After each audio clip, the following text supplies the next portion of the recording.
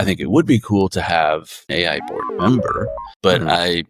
I won't say who I would replace. I wouldn't replace anybody. I'm just kidding. You can tell me later. Yeah. You got to subscribe for that. There you go. There Yeah. you go. Welcome to Praxis Project.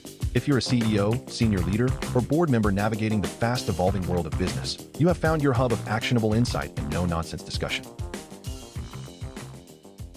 So this is another interesting one in the AI space. Can AI boards outperform human ones? This was in the HBR article. Fascinating thing about this article, right, was this experiment they did, which was crazy, right? The fully AI board that was basically set up as a multi-agent thing where the agents were listening to each other, responding to each other, taking information and feedback from each other, and creating some really interesting results. And then, compared to a human board, and then they both kind of evaluated each other. So super interesting article. The link to the article will be below, so you can check it out. But so Valerie, do you want to give us your thoughts on this one?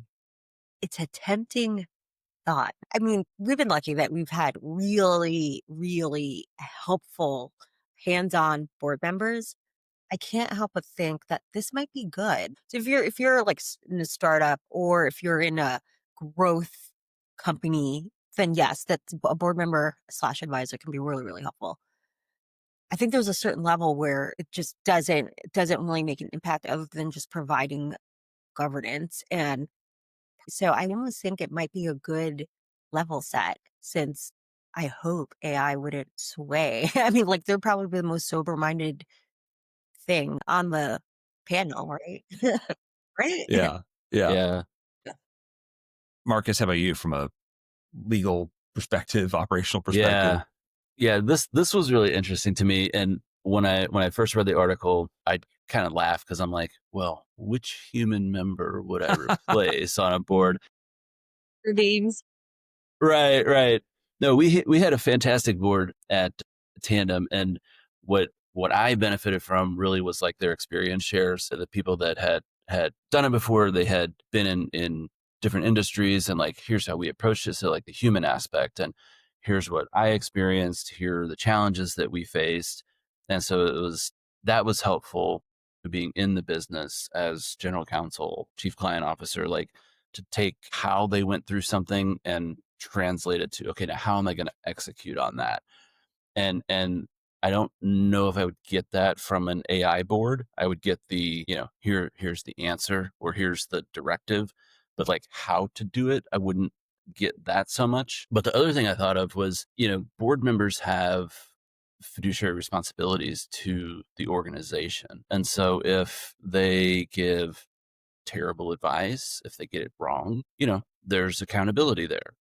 And you wouldn't really have that with an AI board. They're just giving, here are the facts and figures, here's the answer from all available information. It's like trying to hold a calculator accountable. Uh, it's not, it's not going to happen. So I liked that, and it really kind of created a sense of community with us, that like, hey, we're all in this together. We're all rowing in the same direction. Yeah, we may make mistakes, but like we all want the same thing. Yeah.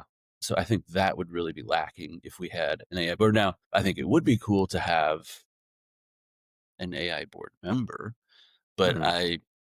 I won't say who I would replace. I wouldn't replace anybody. I'm just kidding. Yeah.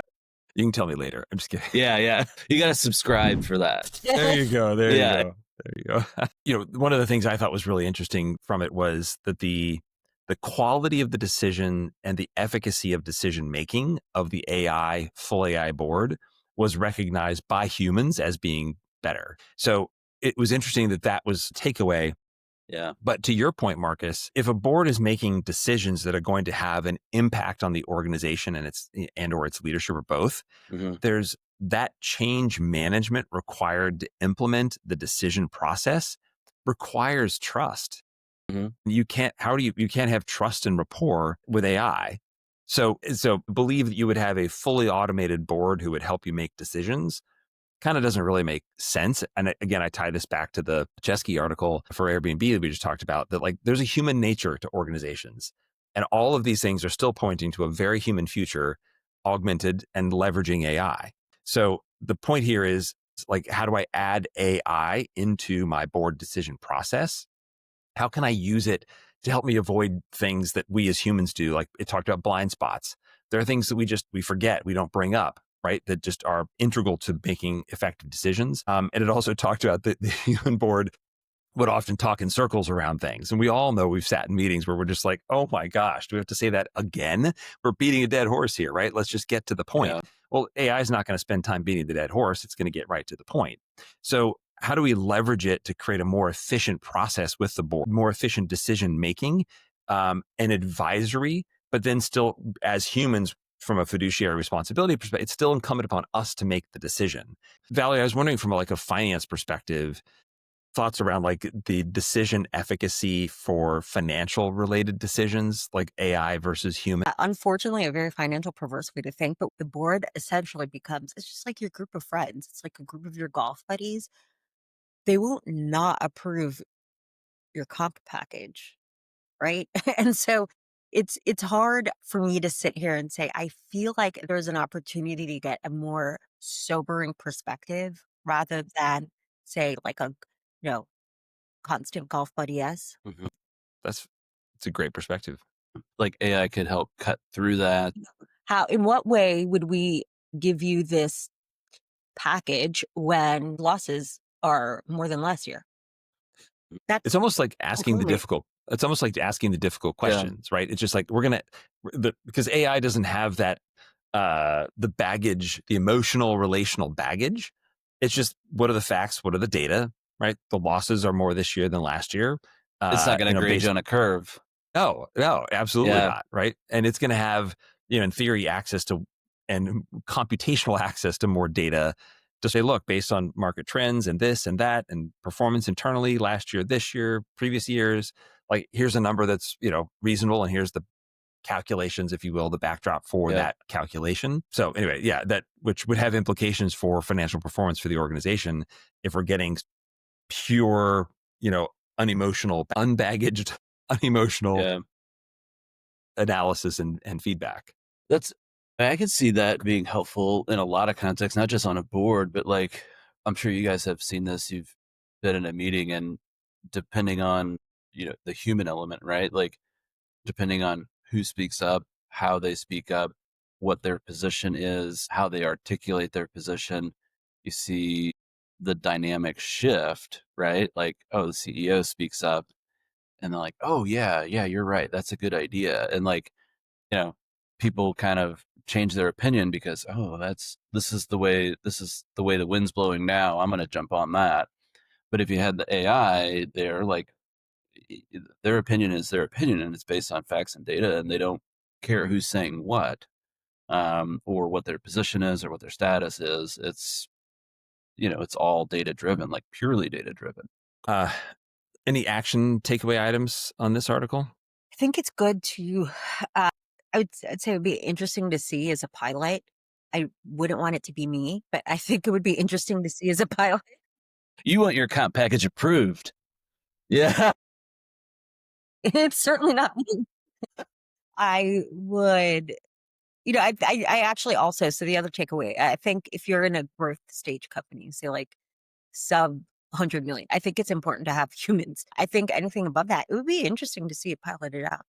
Yeah. I mean, I think the takeaway, kind of meshing your 2 points, is AI should be being used in the board context for more than just a note taker and summary. Mhm. And whether you call it, a board member or not, or an advisor to the board, like there's so much power in what a well-equipped agent or even several agents that could do in terms of advice, input, critical thinking, difficult questions, trying to reveal some blind spots, pushing the board on their decision making and the choices, and just bringing up topics that maybe people aren't, just create a better conversation and therefore a better outcome. So it's not something that is a member of the board with a seat in decision and voting rights per se, but the power is there and the choice to Mhm. use it is there. In this day and age, why would we not be using that to make better decisions? If it's my responsibility as a board member to advise this organization for its best possible outcomes, I want to be asking the right questions and making the right decisions. And the computational power of an AI agent at my side as a board member far exceeds anything I could ever do by myself. Yeah. I Very think that's plus. sort of my key takeaway. Yeah. Barry Plus. Is that what you said? All right. If you're joined us to listen, thanks for listening today. Again, hit the subscribe button down below. And we'll look forward to seeing you all in episode 2. Yeah.